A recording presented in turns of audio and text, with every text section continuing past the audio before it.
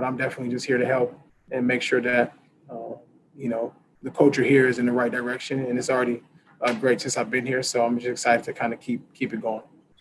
And you were famous for getting to practice at 8 a.m, 7:30. And I know you did that just because that's what you do to get ready. But what do you think the rub off is when young players see the best players get there early? Well, before I answer the question, I'm not famous for it. This is what I do. It's how I do it. It's not a thing for me. Right. That's the most important part, and that's something that I want to make clear. Like I do, I still do it. I do it every consistency is something that I strive myself in. But to answer the question, I hope it brings a sense of just people know what to follow. When you're able to kind of, I think my sound is failing. They told me that. Okay. But we're gonna try. Audio is a little going in and out again on that one, Zach. Does that work? Yeah, you're good now. You're good. Yeah. I hope it, man. I just hope it brings obviously people in the guys on the team have something to follow, look at, look up to, bring some leadership. That's a huge part of just who I am as being able to be a leader. I strive myself on trying to be one of the best leaders in the game, not just on the floor, but off the floor, creating great habits, creating consistency, creating things that people can follow and can learn from as they continue their career, and if they go to other teams or if they stay here, but they can use something they saw from me or something in the organization that can help them move in their own path. Thank you. Dave Johnson. Hey, Russell, welcome to DC. You just mentioned about how Scott Brooks, allowed you to make mistakes and allowed you to grow. Can you just talk about why obviously you've stayed connected with him and what it is like to play for Scott Brooks and maybe the trust he puts in players? Yeah, I think the trust part for me was huge when I was young and allowing me to kind of make mistakes, give me an opportunity because to be honest, man, a lot of coaches and a lot of just situations that you may not get an opportunity to be able to go on the floor and make mistakes. Have an opportunity to kind of play through mistakes, not just play mistakes and get subbed out. But Scotty allowed me to do that, allowed me to get better, and I'm thankful and grateful for that. So, and I always kept in contact with him and his family because we created a relationship, not just at work, but a friendship.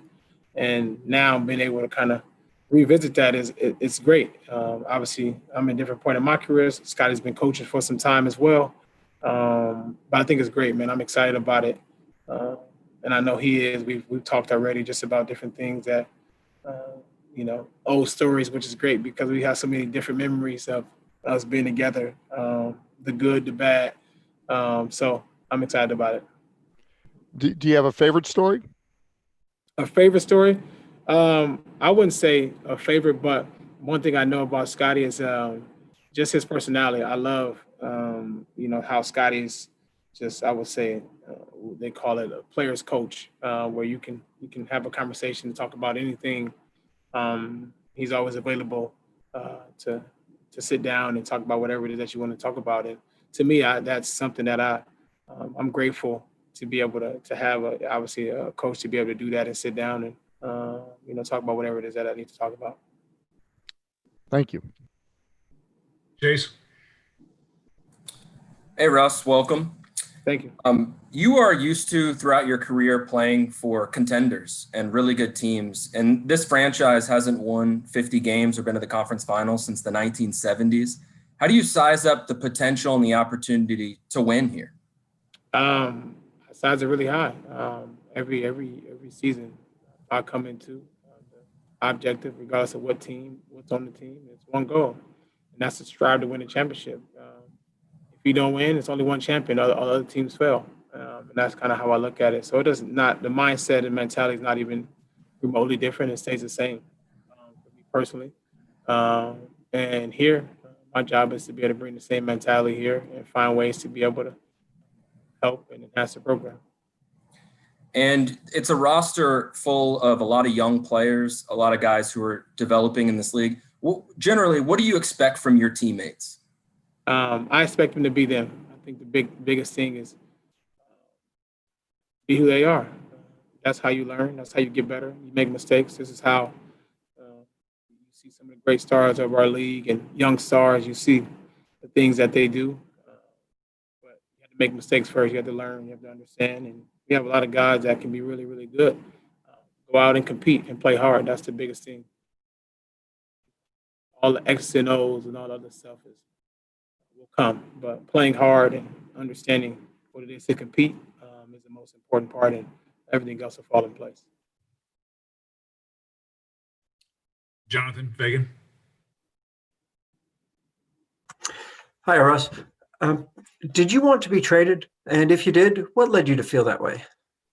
Well, I think, I'm here in Washington, and I'm happy about where I'm at and understanding that this is a new journey for me and understanding how important it is to focus on where I'm at, focus on the team, organization, the city, the community, the people here, because that's who I am as a person and as an athlete. So that's where I'm at. Thank you. Glenn.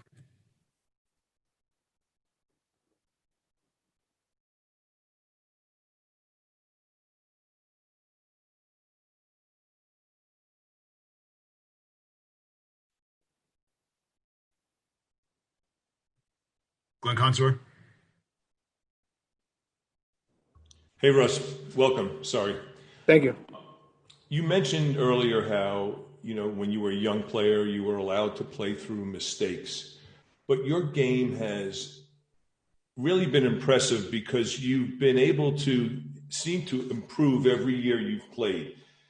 Averaging triple doubles, MVP of the league. You're a different player now than you were when you were younger. How do you coach you now versus a young Russell? Shit. I mean, you might have to ask Scotty that one. He probably got the answer to that one. But I mean, honestly, I know you're hard on yourself. I know you're hard on yourself. I'm very, very hard on myself. Nobody's more hard on myself than me. And every year, like you mentioned, man, I try to come back better at something. And that's my goal every year. I try to come back better at every aspect of my game because I feel like I can do everything. And that's just how I believe. As far as coaching, I'm very coachable. Never had any issues with any coach of being coachable, understanding the game and listening. I'm all ears when it comes to coaching, and Scotty knows that. So I'm gonna just be all ears again as I continue my journey in my career and listen to what is told to me and go out and compete the best way I know how to. Thank you. Scott Abraham. Hey, Russ, welcome to DC. Glad to have you in the district. I want to expand a little bit on Chase's question about winning a championship, and basically that's the only thing left on your resume in the NBA of winning that championship. So being here in Washington, what gives you that hope and belief looking at the team right now that you can win a championship here with the Wizards? Well, before I answer the question, I don't agree with you on the resume thing because I don't think that if you don't have a championship on your resume, if that's the only thing you play for, I don't believe that's true, especially for me, as I look at legacy and understanding what that means. So I have a different perspective as it pertains to that.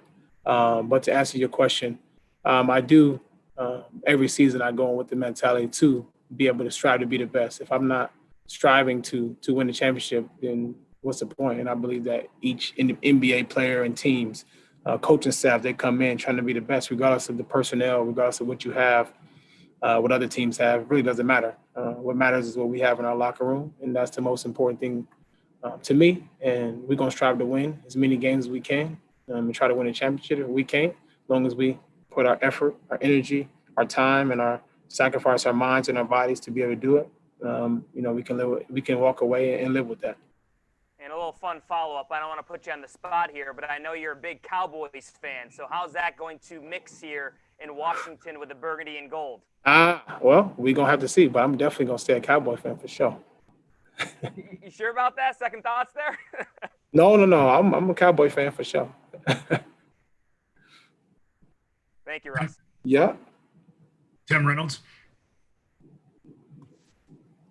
Russell, I had a question, but what you just said sort of triggered me to ask a different one. Yeah. How do you define resume? I mean, what if it's not all about it? I mean, how do you define legacy? How do you define that resume? My legacy is defined on, and I've had time and just over the course of my career, I understand that legacy for me is based on how many people I impact and inspire along my journey.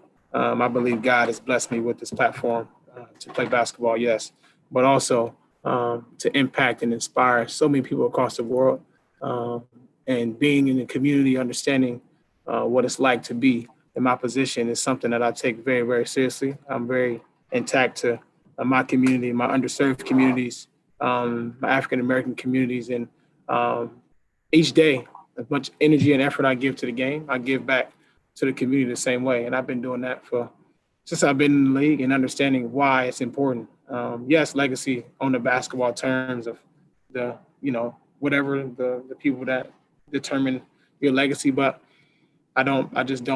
me personally, my legacy, I believe is and how I see it is how many people I impact and inspire across the world, because to me, that's more powerful as we see our society in the way that things are going and how it can move and things can go south very quickly as we've seen.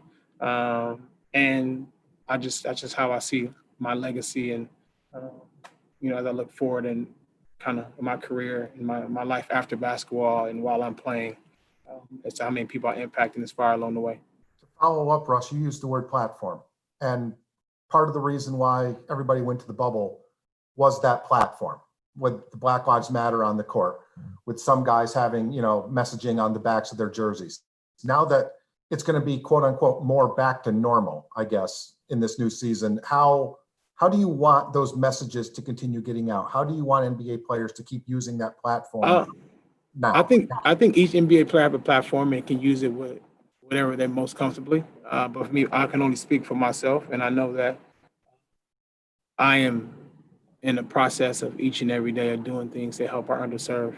I'm very in tune because I grew up in underserved community. I understand what it's like. I understand the struggle. I understand what it means or what it's like to be a Black African American in society. So I personally make sure that I'm in tune to each community, especially, and obviously being here in DC, being in tune to what's going on in our school system, education, in our finance system, in our healthcare, every aspect of our wealth gap in our society, in our world. I'm in tune with because it's important.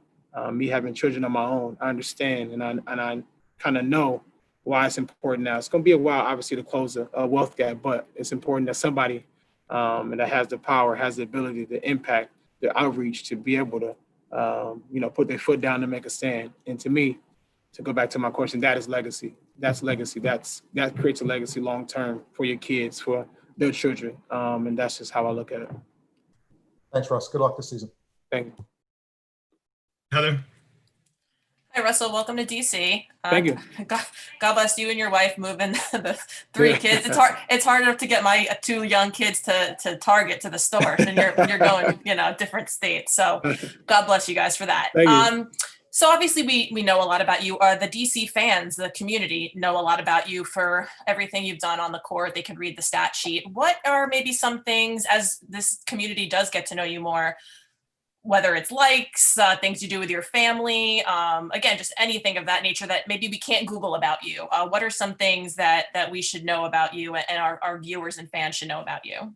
Just that I'm genuine. I'm a guy that likes to have fun, and I also like to give. I like to give back. I think that's a big thing for me, just because the way I play the game kind of misconstrues people of who I am as a person and who I am and what I believe in. And what I stand on. But obviously how I play and off the floor is two different people. When I'm on the floor, you're right, I don't have any friends. I'm not trying to be friendly. I'm trying to bust somebody's ass. I ain't got time to be trying to shake hands and do all that. I don't have time for it, and I'm never changing that. Off the floor, I'll continue to get back. I'll continue to serve our community, serve the communities here, serve the communities where I'm from, continue to serve our underserved, continue to find ways to be able to change our system and our society, continue to do things for my family, continue to do things the right way. I'm all about trying to do things the right way, regardless of if anybody like it or not. My thing is making sure that I'm doing the right thing for the right people and impacting as many people as possible with my family and with the people around me in my circle, my team. And that's what the people around here can expect from me because I am a man of my word. So if I say that I'm going to give back and do things in the community, I definitely will. So. And being in DC, I mean, you talked about some of the, enacting change and being in I mean, was that even, did that enter your mind as, the decision was, or as a trade, but, as you're thinking about coming here, is DC kind of the perfect place or a really good place to make that happen? Absolutely. So many, obviously here in DC and the presidency, you have so much African-American history here, understanding so many different things that I like to tap into personally and understand a lot more about the communities, understand about the underserved here as well. And I'm definitely already doing my due diligence on who I need to talk to and understanding how I can impact and hit the ground running. Not only been here 2 days, but I'll definitely continue making those contacts and finding ways to do so. Thank you. Matt Paris. Hey Russ, welcome to DC. Thank Brad you. Brad was saying yesterday about what it was like to face you as a competitor and how he's glad that you're on his side now. Just where does that passion, that intensity come from? And did you always have that as an early age? Like, where did that intensity develop? Yes, I definitely always had it at an early age. Started just when I was young and trying to kind of go out and go get it. Always the mentality of just if you want something, you got to go get it. And I created this kind of why not mentality, which is something I kind of lean on and stand on. Is kind of my motto. Why not me? Why not be the person to do different things that nobody's ever done before? And that mentality stayed with me, and it sticks with me to this day because it allows me to go out and play and do things that I want to do, and knowing that I'm competing and leaving it on the floor. Had this energy and the swagger about myself, and I know where it comes from. I know why I'm doing it. I understand the reasoning. I understand how it can impact other people, how it can uplift them. So I just constantly bring it because I know one thing I learned at an early age is being consistent is hard. Doing the same thing over and over again at a high level is difficult. And I really, really pride myself on doing that. So being a competitor and doing it every night takes some sacrifice on my side from people that's close to me that may not be so good, whether it's my family, my mom, my dad, my wife, but extra hours in the gym and understand why I need to be consistent and understand why it's important to me to be able to make sure I bring the energy and effort because I feel like I always owe that to my teammates, to the organization that I'm with because if they expect that from me, then I want to make sure I bring it. And when you were teammates with Brad at the All-Star game 2 years ago, did you guys have a chance to interact much or was there any interaction?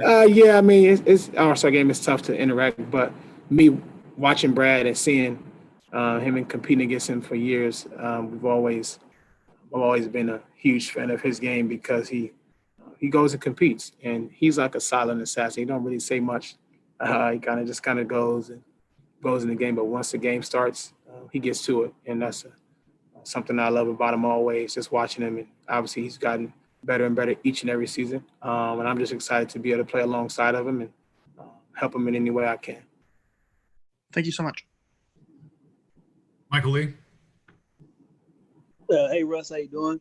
What's up, man? Welcome to DC. Well, I just want to ask you about the number 4. I mean, obviously, the number 0 is what you've worn your whole career, and there's another guy who wore that number in DC that I'm sure you're familiar with. Yeah. What did you go back to number 4, and what your thoughts on the previous guy who wore 0 in this city? Well, for me, I had an opportunity to get 0, and I had an opportunity to pick kind of what number I wanted.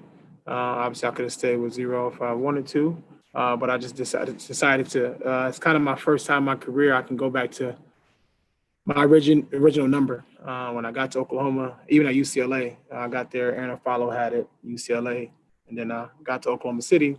Nick Collison had it, and then when I got to Houston, Daniel House had it. So I never had opportunity to kind of go back to my original number. 4 is my favorite number. For me, it's a representation, and not the number of people, but to me, it reminds me of just who I play and what I play for, and that's my family, my wife, my kids, my mom, my dad, my brother. Like, it reminds me and it gives me a sense of my roots and where I started from, and my where I get it from. Because I mean, I have 4 of my since I can remember, and it's something that allows me to get back to, you know, why I love the game, why I fell in love with the game, why I play the game, who I play it for. And, you know, I'm just happy to be able to have that number back. So I'm excited about it. And last, what was your attraction to Washington? Why was that the place where you wanted to be at this stage in your career? Say it again. Your attraction to Washington. Why is it where you wanted to be at this stage in your career? I think, you know, once I got traded here, I was obviously, there's so many familiar faces here, but not just that, an organization that is in the path of trying to do the right things culturally, trying to do the right things in the community, trying to do the right things on the basketball court, but also standing for the values of our organization, the values of the people here. And that, to me, that's a huge thing for me, just how people are. I think the thing a lot of people don't realize is when basketball is, you only go play a short amount of time in your life, but those relationships you gain while you play, the people you meet along the way, the people you impact along the way, those last for a lifetime. And that's something that you think about. Man, I've had to think about as I've gotten older and understanding, like, okay, you know, as if I move to different places, understanding the people you're around, understanding the people that you associate yourself with. And there are so many great people here that I know personally, that I've had relationships with before I was here. And I'm just happy to be here. So. Great. Thank you very much, Russell. Thank you, everybody, for joining us today. We will be sending out information on media availability